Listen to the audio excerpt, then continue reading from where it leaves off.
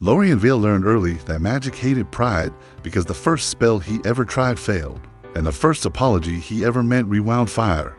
He was 8, standing in the ruins of a kitchen he had shattered with anger, a cup broken, a voice raised. A door slammed a hard in when his mother cried. He said the words without thinking, but nothing happened.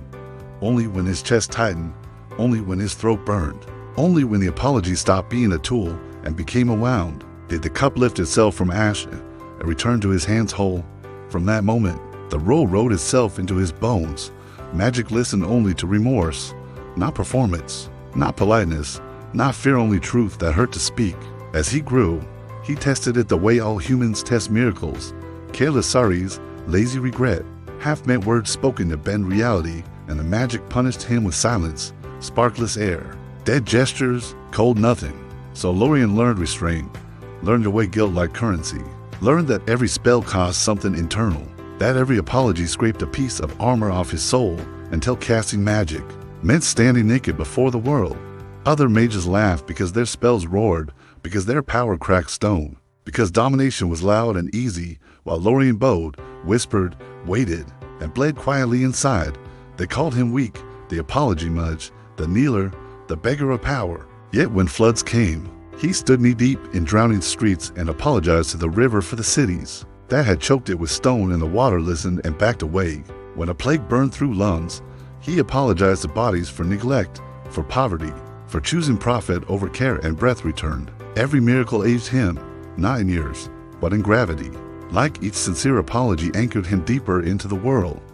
Then came the Obsidian Crown, a ruler carved from conquest, a king who never said sorry, a tyrant whose power grew from silence, from refusal, from denial. Cities fell because apologies never came, because harm was justified, because cruelty was renamed strength. The world demanded Lorian fight, demanded he raise storms, summon annihilation, become what they respected. He walked alone instead, across burned plains, through screaming wind, toward an army that shook the horizon.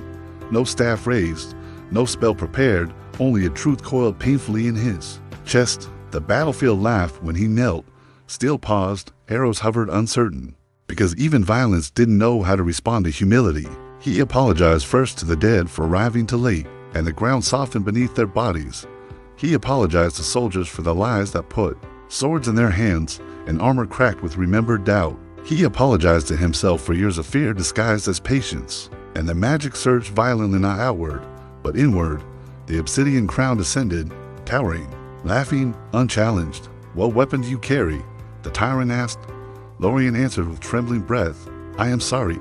I didn't stop you when you were still human." The apology struck harder than lightning because it named responsibility, because it refused hatred, because it denied the tyrant the comfort of being a monster.